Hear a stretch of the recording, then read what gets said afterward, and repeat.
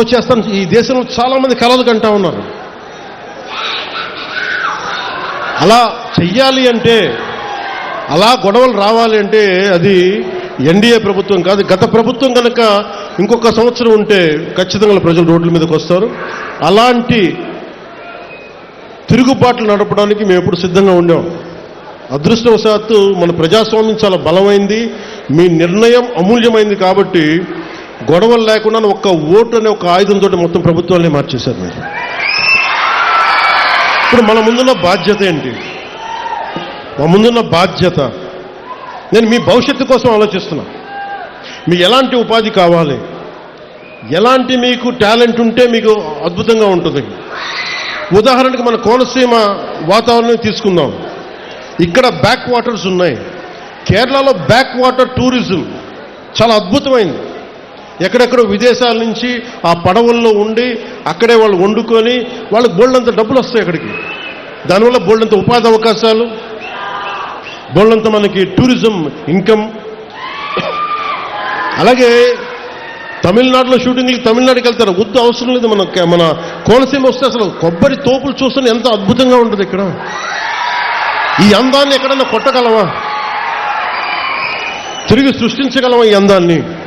So దీన్ని సినిమాల ద్వారా కానీ అంటే ఎన్ని అవకాశాలు ఉన్నాయి అంటే మనం చేసుకోవడానికి కోనసీమకి అన్ని అవకాశాలు. అలాగే యువతగా పిచ్చి తెగింపు ఉంది మీ దగ్గర. ఏం తెగింపు ఉంది? మీరు పట్టుకున్న జెండా కర్రే అది ఒక తుపాకీలాగా అయిపోతుంది మీ చేతుల్లో.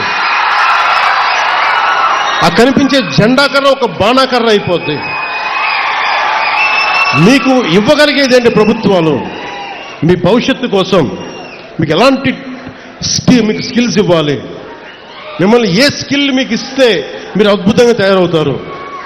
అంతేగాని కూర్చోబెట్టి నేను కోరుకుంటున్నది ఒకటే, ఒక దేశం తాలూకు నిజమైన డెవలప్మెంట్ ఎప్పుడంటే వెల్ఫేర్ స్కీమ్స్ తగ్గి ఉపాధి అవకాశాలు పెంచగలిగితే ఆ దేశం నిజమైన అభివృద్ధిలోకి వెళ్తుంది.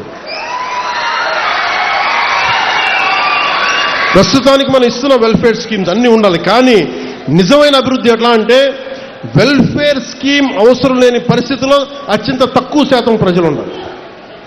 ఎక్కువ శాతం ప్రజలు వాళ్ళ స్వయం శక్తి మీద, వాళ్ళ కాళ్ల మీద వాళ్ళు నిలబడగలిగే సత్తాని ప్రభుత్వాలు కానీ పాలసీలు, పబ్లిక్ పాలసీల ద్వారా కానీ తీసుకురాగలిగితే అది నిజమైన అభివృద్ధి.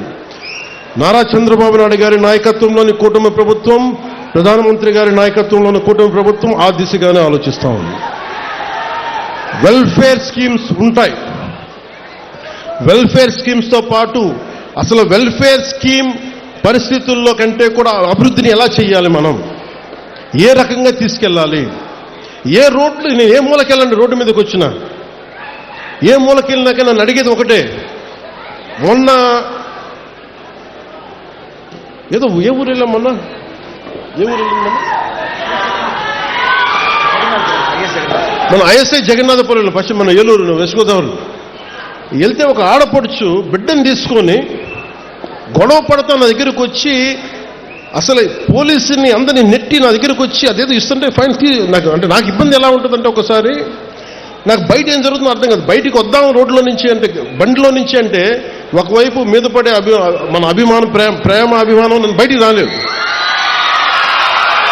వీటి మధ్యలో చాలామంది పిటిషన్లు ఇస్తూ ఉంటారు. నేను తీసుకోలేక కాదు, నాకు అది పొగరు కూడా కాదు, నాకేం నిస్సహాయత.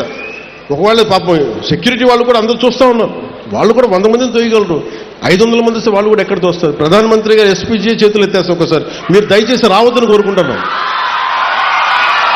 మీరు రాకపోతే మాకు చాలా సంతోషం, కానీ ప్రధానమంత్రి నన్ను కోరుకుంటారు రమ్మని చెప్పి, అందరూ తప్పదు. కానీ మొన్న ఐఎస్ జగన్నాథపురం వెళ్తే ఒక ఆడపడుచు కూర్చొని రోడ్డు అందరితో మనకి కొట్లాడి పోట్లాడి, నేను ఇంకా ఆవిడ పరిస్థితి చూసి ఆపాను. ఇవ్వండమ్మా అంటే ఆవిడొచ్చి ఒకటే ఒక అడిగింది, అన్న మాకు రోడ్డు లేదన్నా ఇక్కడ. ఒక ఆడపడుచు వచ్చి బిడ్డని సంకనెత్తుకొని అడుగుతుంది, రోడ్డు అడుగుతుంది, ఇన్ఫ్రాస్ట్రక్చర్ అడుగుతుంది అమ్మాయి. కనీసం రోడ్డు వేయండి మాకని. నాకు ఇచ్చి ఒక 2000 పెన్షన్ ఇమ్మని అడగట్లేదు ఆవిడ, నా బిడ్డకి ఉచిత చదువు ఇమ్మని అడగట్లే. కానీ ఏమడుగుతుందంటే ఒక రోడ్డు వేయండి అన్న. అంటే రోడ్డు అనేది ఎంత కీలకమైందంటే ఈ పల్లి పండుగ నేను అంత కమిటెడ్గా నేను చేస్తున్నాను. నిధులు లేకపోయినా రకరకాల మనకి ఒత్తిళ్ళు ఉన్నా కానీ పాపం ఎన్ని ఒత్తిళ్ళ మధ్య మన ముఖ్యమంత్రి గారు ఉన్నా నేను వెళ్ళి నాకు ఏం చేస్తారో తెలియదు, నాకు రోడ్లు వేయాలి, రోడ్ల మీదకి వెళ్ళలేకపోతున్నాం మేము. మన కమిట్మెంట్ ఇది. అంటే పాప ఆయన కింద పడి తర్జన భర్జనలు పడి పాపం ఈరోజు మనకి ఇన్ని కోట్లు ఇవ్వగలుగుతున్నారు, అటు కేంద్ర ప్రభుత్వం కానీ రాష్ట్ర ప్రభుత్వం కానీ. అంటే ఇవన్నీ ఎందుకు చెప్తున్నానంటే మనము సగటు మనిషి కోరుకుంటుంది డెవలప్మెంట్ కోరుకుంటున్నాడు.